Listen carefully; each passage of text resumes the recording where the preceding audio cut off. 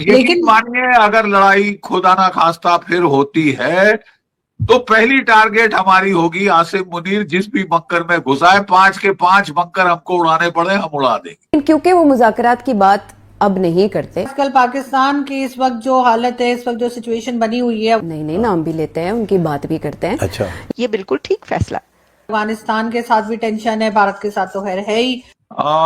देखिए, मैं एक चीज कहना चाहता हूं कि things in Pakistan, in India, all over the world, history repeats itself. 1971 की मुझे याद है, एक इलेक्शन स्टील हुई थी आपके मुल्क में, जबकि मुजीबुर रहमान इलेक्शन जीत गया था और याया खान ने बोला, जुल्फिकार अली भुट्टो ने बोला, ओवर माय डेड बॉडी। और वो स्टोलन इलेक्शन पाकिस्तान को महंगी पड़ी, पाकिस्तान 2 टुकड़े हो गए। अब फिर 2025 एक इलेक्शन आपके मुल्क में स्टील हुई। इमरान खान जो पॉपुलर था वो नहीं उसको बनने दिया प्राइम मिनिस्टर। और एक और चीज हुई जो कि बिल्कुल पैरेलल पे थी। 1971 में general Yahya Khan single point control authority Pakistan में बन गया था। अपना प्रेसिडेंट, अपना प्राइम मिनिस्टर, अपना क्या कहते हैं डिफेंस मिनिस्टर, अपना फाइनेंस मिनिस्टर, अपना फॉरेन मिनिस्टर, सब कुछ ठीक है। और दूसरा ये है कि आप अपने दुश्मन को एक आसान टारगेट देते हैं। अब मुझे 5-6 बंदे आपके निकालने की जरूरत नहीं, ठोकने की जरूरत नहीं, केवल एक बंदा काफी। पिछले कुछ महीनों में डोनाल्ड ट्रंप के कारण अमेरिका और भारत के बीच रिश्ते खराब हो गए हैं, क्योंकि भारत ने डोनाल्ड ट्रंप के नोबेल पीस प्राइज के सपने को पूरा होने नहीं दिया, जिसके चलते अमेरिका ने पाकिस्तान के साथ रिलेशन अच्छे करने शुरू कर दिए। और यह सीधा सीधा भारत को मैसेज है कि अगर भारत अमेरिका के साथ अच्छे टर्म्स नहीं रखेगा और अमेरिका की बात नहीं मानेगा तो वह पाकिस्तान के साथ रिलेशन अच्छे करेंगे। लेकिन भारत अमेरिका के इस बर्ताव से बिल्कुल भी डिस्टर्ब नहीं हुआ और भारत ने वही किया जो भारत के नेशनल इंटरेस्ट को सूट करता है। और अमेरिका के लाख मना करने पर भी रशिया के साथ भारत ने अपने जो रिलेशन है उनको अपग्रेड किया।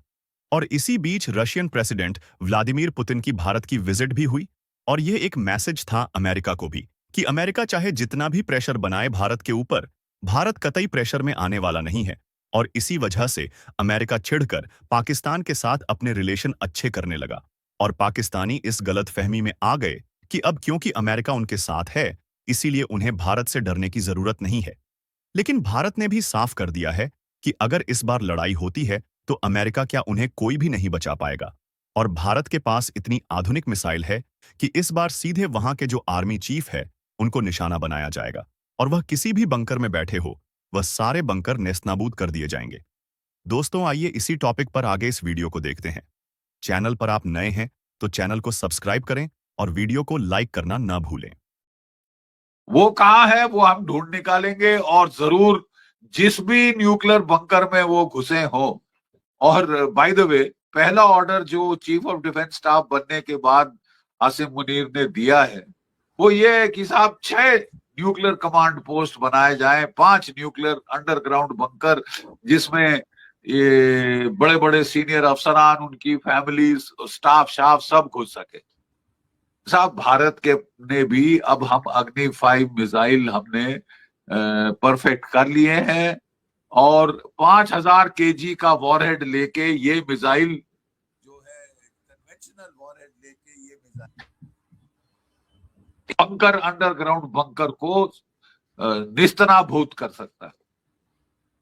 और यकीन मानिए, अगर लड़ाई खुदा ना खास्ता फिर होती है तो पहली टारगेट हमारी होगी आसिम मुनीर। जिस भी बंकर में घुसा है, 5 के 5 बंकर हमको उड़ाने पड़े, हम उड़ा देंगे। हमने जो है आपका नूर खान का एयरबेस में जो कमांड पोस्ट था उसको भी उड़ा दिया था। जो मुरीद एयरबेस में कमांड पोस्ट था उसको भी हमने, जो ड्रोन कमांड पोस्ट था उसको भी हम अपने रफाल के स्पाइस बॉम्ब्स और ब्रह्मोस क्रूज मिसाइल से हम उड़ा पाए थे। तो इनका ये सोचना कि मैं सिंगल पॉइंट कंट्रोल कर लूंगा, चाहे पाकिस्तान का आवाम मरे न्यूक्लियर वॉर में, अपनी फैमिली तो इन्होंने भेज दी है अमेरिका, और खुद भी अमेरिका की ड्यूअल सिटीजनशिप लेके बैठे हुए हैं कि मैं तो वहां भाग जाऊंगा। एक तो ये सिंगल पॉइंट कंट्रोल, हम बिल्कुल वही देख रहे हैं जो गलती आपने 71 में कह दी थी, वो गलती दोबारा हो रही है। नंबर दो, उस वक्त भी 1971 के वक्त में आपको याद होगा कि जो याह्या खान थे वो Richard Milhous Nixon, president of the United States के बहुत चहेते और क्लोज हो गए थे। कैसे? क्योंकि उन्होंने चाइना और अमेरिका के बीच में देतौं कराया था।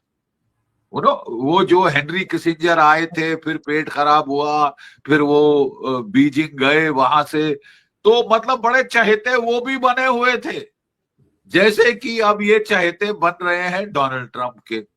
ठीक है, प्रॉब्लम सिर्फ ये है कि आपने डोनाल्ड ट्रंप को जाके बोला, sir I am the go to man in Islamabad and Rawalpindi. ये टाइम मत वेस्ट करिए ये बटलरों के साथ, ये प्राइम मिनिस्टर प्रेसिडेंट, ये बेकार है।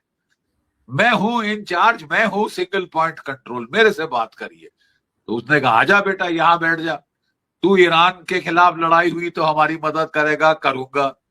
हमको बगराम का एयरबेस चाहिए। अरे सर, मैं अफगानिस्तान की बॉम्बिंग करके परखच्चे उड़ा दूंगा। साहब एयरफोर्स नहीं है उनकी। मगर सर, ठीक है, सर एक नहीं, मैं चीज एक minute, I am just finishing, कि उनकी एयरफोर्स नहीं है। अब आपने छत्ते में हाथ दे दिया है मधुमक्खी के, अफगानिस्तान को छेड़कर इस टाइम पे। और तालिबान कहती है हमारे पास फाइटर बॉम्बर नहीं, लेकिन सुसाइड बॉम्बर्स प्लेंटी।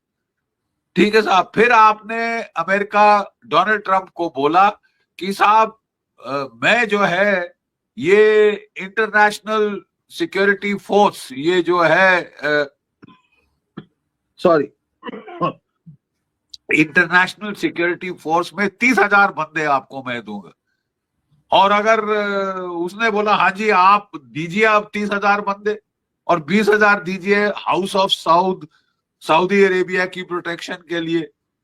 अब आप कहां से निकालेंगे ये बंदे जब आपके अपने मुल्क में इतनी प्रॉब्लम हो रही है तेरी के तालिबान पाकिस्तान के साथ, बलूच लिबरेशन आर्मी के साथ।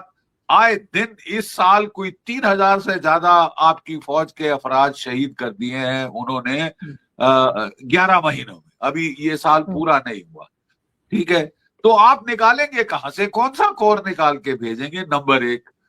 अब कहा जा रहा है कि साहब आपको हमास को, पैलेस्टीन की हमास को डिजार्म करना होगा। तो अब ठंडे पसीने आ गए साहब कि हमारे उलेमा क्या कहेंगे, तहरीके लबैक क्या कहेगी, इमरान खान के सपोर्टर क्या कहेंगे कि आप फिलिस्तीनियों को जाके मार रहे हैं अमेरिका को खुश करने के लिए, रिवेरा बनवाने के लिए।